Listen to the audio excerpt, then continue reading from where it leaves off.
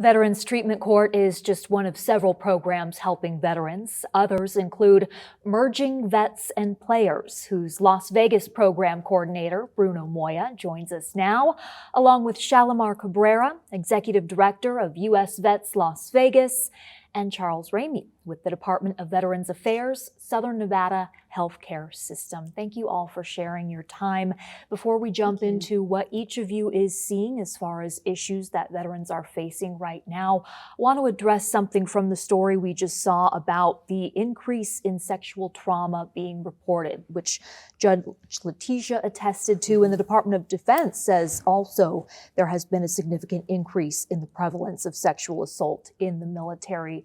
Charles, what do you think is behind this? Well, I think a lot of it has to do, there may not, and this is a personal perspective, it may not be a prevalence of more sexual trauma within the military as is there's more reporting, because the Department of Defense has spent a considerable amount of time and expense in making sure that people are educated and informed on what sexual harassment and sexual assault are, how to report that, and making sure people are connected to resources, and making sure that they feel comfortable reporting sexual assault. So I think I attributed a lot to that. I know at the Department of Veterans Affairs, as we saw, we heard the one gentleman in the story about a sexual assault probably could have spiraled that individual down a path that he found himself on, and thankfully the Veterans Treatment Court helped him out. But I think that getting connected to resources, as quickly as possible is probably the most important thing. And I know we do that at VA. We have a myriad of resources to deal with sexual assault. So I think it's very important that people report it and they find connection to address that as soon as possible. Shalimar. Yeah, hearing about military sexual trauma as one of the reasons why someone's life can take a turn is certainly something in our organization that we see. It's one of many different reasons why veterans come to our organization, which helps veterans who are experiencing homelessness or who are at risk of homelessness. I think that brings to light that so many veterans go through some type of trauma, whether it's military sexual trauma being one of them, trauma from post-traumatic stress, even trauma of being homeless in itself, right, can lead to life going a different direction. And I think what I loved about the video too was it's acknowledging where they have been and meeting them with it. And the key, as we're seeing in the community, is really wrapping so many different types of support around a veteran, recognizing what they've been through, that they're not the same as who they were when they left, is what our veterans tell us often. And so the support for them when they're coming home needs to look different too. And so the approach of the Veterans Treatment Court, who's a wonderful partner of ours, and so many different community partners really need to focus on what are all the things we need to wrap around the veteran, all the comprehensive support services to help them get back on their feet and transition successfully. I'd like to open it up for each of you. What issue is top of mind for you right now that veterans are facing from your experience? Bruno. Well, for one of the things that I see that I've been working with and just experiencing in the community is really just the trauma of if you look at these past 4 wars, the way that we've been exiting from Afghanistan, Iraq again, Vietnam, just the way that we exit, and then the accountability from our leadership up top. You get out of the system, you get out of the military, you reflect on your service and all the trauma that you've incurred in the service. The way that we exit out of these conflicts, you just start to realize, like, what was it all for? Really, especially right now with so much division within our political system, now it's become to where it's like one side is almost the language of our enemy, right? And so you get out and you're like, well, I fought for this country. Why are we talking like this from all the way top, the president all the way on down? And so you reflect on that, and it's just like, well, I put my life at risk for those of for those military members that were in the front lines. You put your life at risk, and then these guys and gals that are running the country can't even get along. What is it for?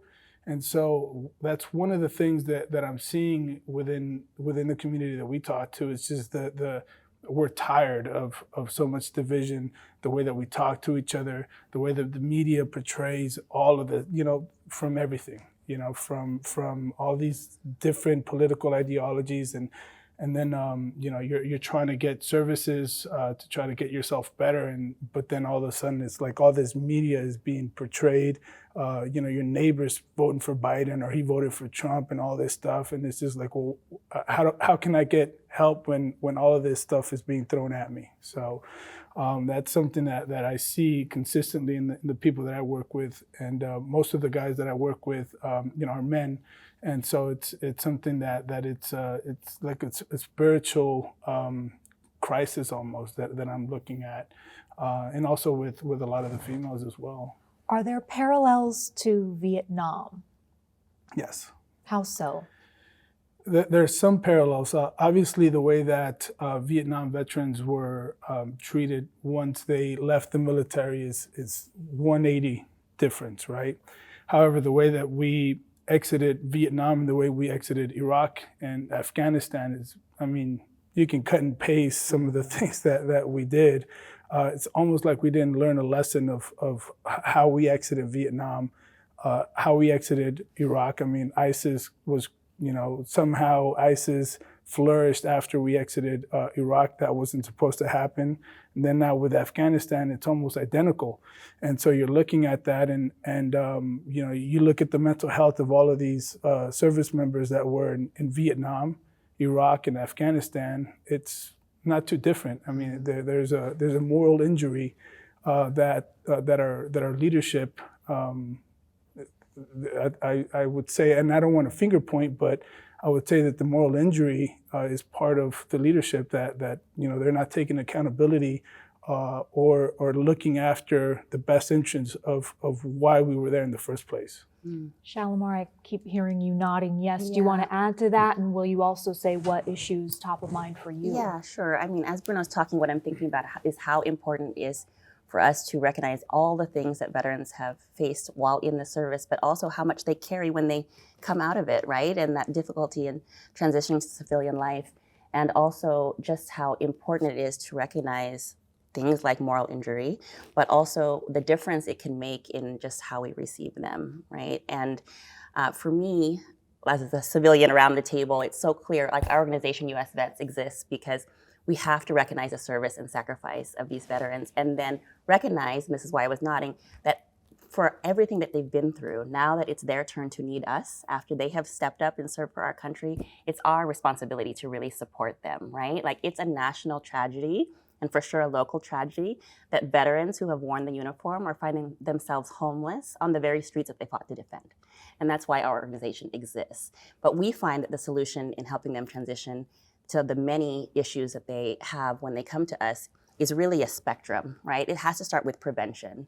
For a veteran who's facing difficulty transitioning and post-traumatic stress, we know that can ultimately lead to homelessness, suicide, right? Loss of support network. So you really want to get that on the front end. Really, prevention, I think, is something we need to look at first, even from a cost perspective. Like, it's so much more costly to take them all the way through the public care system than if we were to just address what's going on the first time we see them, right? But all the way through to, should they make it into the homeless system, then it's wrapping comprehensive services around them, counseling, case management, employment services, service-enriched housing, all the way through to when they can transition to their own permanent housing, and then even follow them there is something we do. We provide aftercare services, so we make sure they're not recurring to homelessness. And all the way through, I would say the through line is for us to recognize not what's wrong with them that has led them to this situation, but what has happened to them. And then we can really honor the spirit of like resilience that these veterans have. Like, they've been through so much more than the civilian population could ever dream of having gone through. And so once we recognize like how strong they are with their training and their work ethic and just really that sense of service and camaraderie amongst each other, if we can start to honor those things, I think all of those things combined, we can start to really tackle the issues that they're facing. So if PTSD is leading to homelessness, how are you responding to inflation and the price of housing being so high? Oh, that's such an important need. But two solutions right off the bat for addressing homelessness is we need more affordable housing, and we need to recognize that veterans, especially veterans who are on service-connected disability or other mainstream benefits, cannot afford their own housing right now. So we have to look at other interventions and other solutions. We're having to talk to them about sharing housing with other veterans when they're moving out, right? just making sure even veterans have benefits. So many veterans in our community, Chuck can speak to this, have never accessed VA services that they have rightfully earned. And it takes maybe one person, like a case manager or somebody, to help them actually go through that lengthy process. And then suddenly they have benefits and more opportunity, right? And then they finally get benefits, and then the economy is not affordable. So it's totally a community approach. So making affordable housing is important. We're not going to move the needle unless we have more housing that they can move into, and then other interventions that help them to really be able to afford the economy today. Chuck, why are veterans not accessing the services that they have earned? Well, I think it's twofold. Probably one part of it is maybe a stigma that they feel like, hey, I don't want to step in there and take services or care away from another deserving veteran. Or part of it may be education. I didn't realize that that was available to me. In our community, and as Shalimar makes a very good point, we have probably about 102,000 veterans that are eligible for care, as our latest census said. Of that, we have about 85,000 enrolled in VA healthcare, and we have about, as of this year, our highest number ever, about 71,000 unique veterans accessing that health care. The president just signed a PACT Act into law here in August, and what that does is that expands care to about 3 million additional veterans nationwide. And the earliest projections we have out of our community is that's going to be about another 20,000 veterans that will have access to care and services here. So I think it's a matter of them being educated and informed on what those benefits are, and then going in and applying for those benefits and connecting to those resources, and it's and getting that care that they've earned and they deserve. So. We're going to talk about the PACT Act ahead. The biggest issue you think that veterans are facing right now? Well, I'll speak from Shalimar and Bruno did a great job on their explanations. I'll speak from the healthcare perspective. I believe the thing we have right now here in Nevada is we have a double-edged sword. So we're 49th in the nation for nurses, 48th for physicians, 50th for behavioral health specialists per capita, 50th for primary care providers per capita. That's kind of just the healthcare situation in Nevada. But on the other side of that, we have a growing veterans population. We're one of the fastest growing VAs in the nation. So there are people accessing care and services, and they are doing it at a very fast clip here, which is all good news. But we have to balance that, and the PACT Act will add more people. So I think accessing healthcare, and not just with the VA, but within the community, is a concern, because we at the VA don't provide all the care and services. We provide a tremendous amount of services, to include the wraparound services.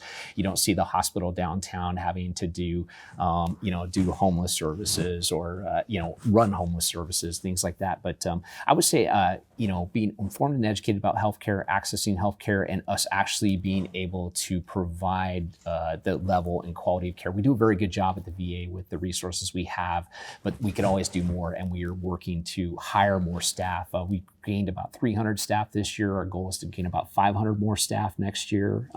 We're doing a series of hiring surges in that just to meet that veterans population. But accessing healthcare and doing it as soon as possible when you transition from your military service, or doing it as quickly as you can when, with the PACT Act type things, that would be very helpful for those veterans. Does the VA offer competitive pay for its healthcare workers? We do.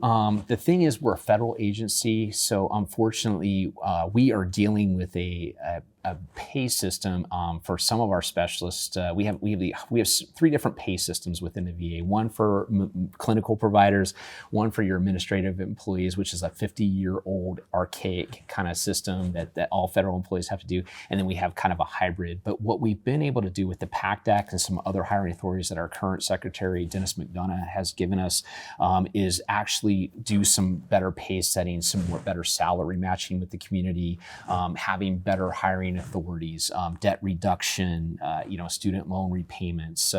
We're offering a lot more services and benefits to our people who are coming to the VA now than we ever have, and we're going to be offering more in the future. Okay, I need to get to the PACT Act, but first I want to talk about the mental health perspective. The VA's National Veteran Suicide Prevention Report came out in September. It used data from 2020 and showed that in 2020 there were 6,146 veteran suicide deaths, the lowest number of veteran suicides since 2006.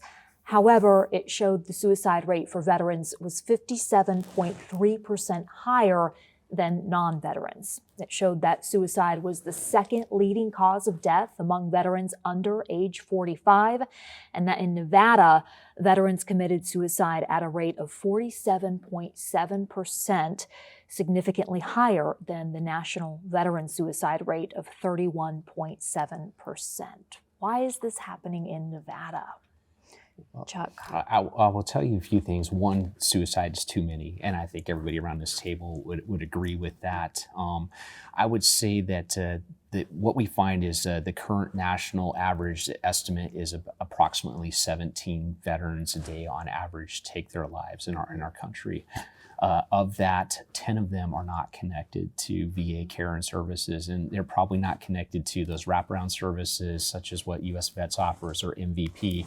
And I think a part of that, Nevada, we're in a Western states. The Western states in general have a higher percentage of suicide, and a lot of that is because I think we are a lot more rural out here. There's a higher prevalence of firearms, and firearms are by and large the number one factor for how veterans take their lives. So I think that those are a lot of the contributing factors, but I think it's isolation, it's not connecting the resources, it's not finding those people out there that can probably help you, or just avoiding accessing that care and services. So I think those are some of the things I see from our clinical VA perspective.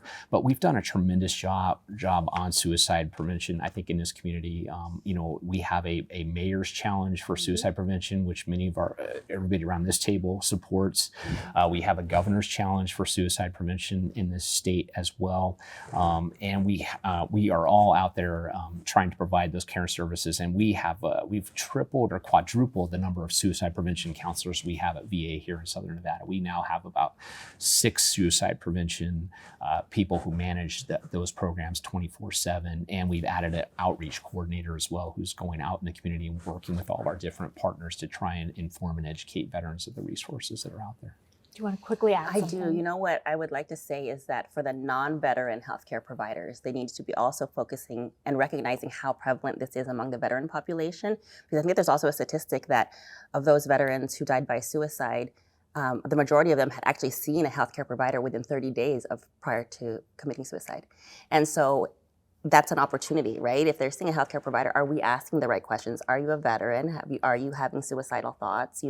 Because I think, again, it's prevention. Like, we need to all know this as a community. So it's not just on the VA, because they can access healthcare anywhere, or even not just healthcare, but support groups and other, mental health services, where we should all be taking that opportunity to ask.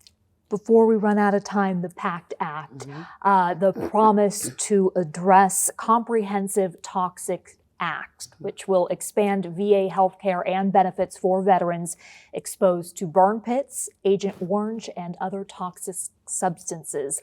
The White House says this will impact more than 5 million veterans across generations. Bruno, what are these burn pits? You've experienced them in Iraq when you served. Right, yeah. So burn pits, really, when we were overseas in Iraq or Afghanistan, we needed to dispose of all sorts of different things that we came across, right? Whether it was ammunitions or just anything that we would find that we just didn't have access to be able to dispose of them. So we dig these huge holes, throw everything in there, put diesel fuel in it, and just burn it, And so all that smoke would just come up, and these burn pits were in the same areas where we would house ourselves, our fobs, what we call, right?